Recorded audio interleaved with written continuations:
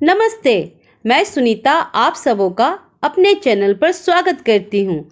आज हम पढ़ेंगे पाठ होली के रंग हजार, या यूँ कहें कि होली के विभिन्न रूपों को जानेंगे कि यह देश के भिन्न भिन्न राज्यों में किस तरह से मनाया जाता है।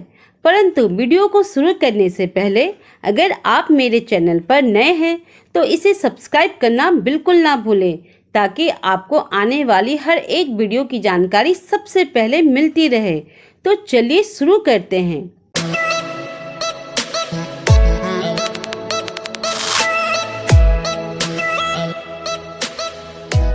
होली के रंग हजार यह पाठ मुख्य रूप से एक पत्र के रूप में लिखा गया है। शिवानी जो कि एक छात्रा है, उसकी अभी अभी परीक्षाएं खत्म हुई है।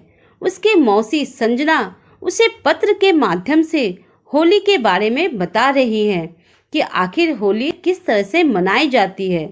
बच्चों, होली तो यूं रंगों का त्यौहार है और यह हम सब का पसंदीदा त्यौहार है।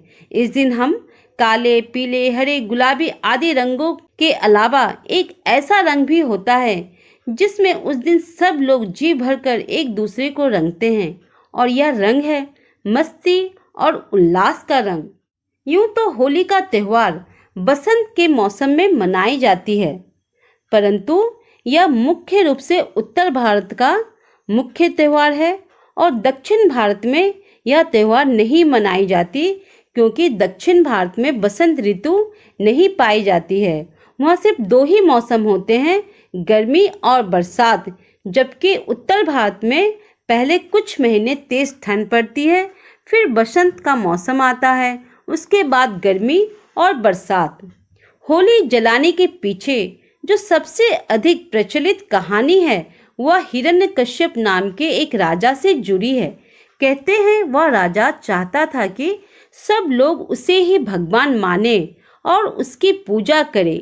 उसकी अपनी प्रजा तो शायद उससे डरकर उसे भगवान मानती भी थी, लेकिन उसका अपना बेटा प्रहलाद ही उसे भगवान नहीं मानता था।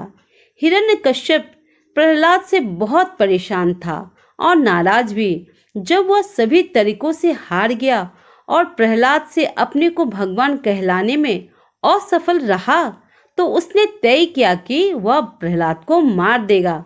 बच्चों, बचपन से यह कहानी सुनते आए हैं कि एक राजा हुआ करते थे हिरण्यकश्यप, जो चाहते थे कि सभी लोग उन्हें ही भगवान माने, उनकी पूजा करें।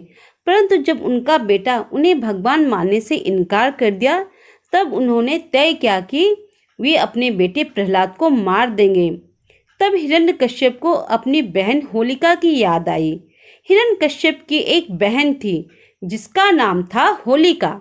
होलिका के पास एक साल थी और उसे यह वरदान मिला था कि यदि वह साल ओढ़कर आग में बैठे तो आग उसका कुछ नहीं बिगाड़ सकेगी। हिरण्यकश्यप ने अपनी बहन से कहा कि वह प्रहलाद को गोदी में लेकर चिता पर बैठ जाए। होलिका ने अपने भाई का कहना माना और प्रहलाद को लेकर चिता पर बैठ गई। लेकिन जब चिता जली तो क्या हुआ? जब चिता जली तो लपटों में होलिका की साल उड़ गई और होलिका जल गई, पर प्रहलाद को कुछ नहीं हुआ। कहते हैं इन्हीं घटनाओं की याद में होली मनाई जाती है। इससे मिलती जुलती कई अन्य कहानियां भी प्रचलित है। बंगाल में आज भी होली जलाते समय उसमें होलिका की मूर्ति रखी जाती है। मध्य प्रदेश, बिहार, आंध्र प्रदेश और उड़ीसा की आदिवासी जनजातियां भी होली जैसे त्यौहार मनाती हैं, मगर उनके त्योहारों में आग जलाने पर ज़्यादा जोर दिया जाता है, ना कि रंग खेलने पर।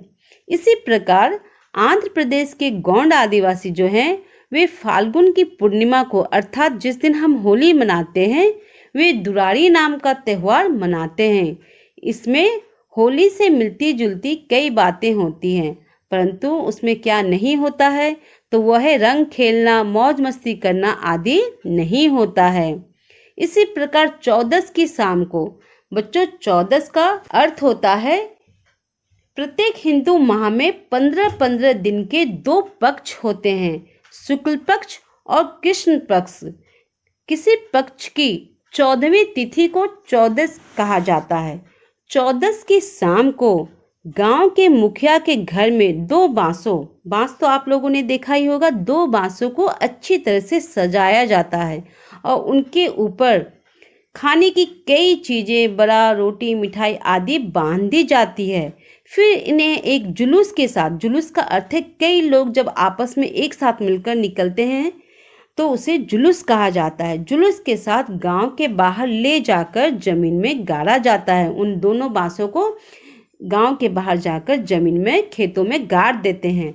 उसके चारों ओर लकड़ियां जमाई जाती है, फिर आग लगा दी जाती है। जैसे ही जलकर बांस नीचे गिरने लगता है तो जाहिर है उसमें बंधी रोटी, मिठाई आदि नीचे गिरेगी। तो उन बंधी हुई मिठाई, रोटी आदि को लोग प्रसाद के रूप में खाते हैं। और ठीक उसके दूसरे दिन बच्चे घर घर जाकर ज्वार इकट्ठी करते हैं। ज्वार भी बच्चों एक प्रकार का अन्न होता है जिससे रोटियां बनाई जाती है। वे ज्वार को इकट्ठी करते हैं और इसे होली की आग पर उबालते हैं। फिर इसी उबली ज्वार और कुल्हाड़ी लेकर घर का जो मुखिया होता है, घर के जो बड़े होते हैं, वे अपने खेत में जाकर अच्छी फसल होने की प्रार्थना करते हैं। होली की बात हो और ब्रज की होली का जिक्र ना हो तो बात अधूरी लगेगी। हम सब यह जानते हैं कि होली मुख्यतः उत्तर भारत का पर्व है, परंतु ब्रज की जो होली है वे सारे भारत में प्रसिद्ध है। ऐसा माना जाता है कि ब्रज में भगवान कृष्ण और राधा गोपियाँ की जो होली थी वे विश्व प्रसिद्ध है। तो आज भी ब्रज की जो होली है वो सबसे अलग होती है। वहाँ होली 1-2 दिन नहीं बल्कि कई दिनों तक मनाई जाती है। ब्रज की नंदगांव और बरसाने की लठमार होली तो बहुत ही प्रसिद्ध है। नंदगांव के जो पुरुष होते हैं वे रंग खेलने के लिए बरसाने पहुँचते हैं, जहाँ बरसाने की महिलाएं लाठियाँ लेकर उनका स्वागत करती हैं। जब नंदगांव के पुरुष उन महिलाओं को रंग डालने की कोशिश करते हैं तो ये महिलाएं लाठियों से उन पुरुषों को मारते हैं।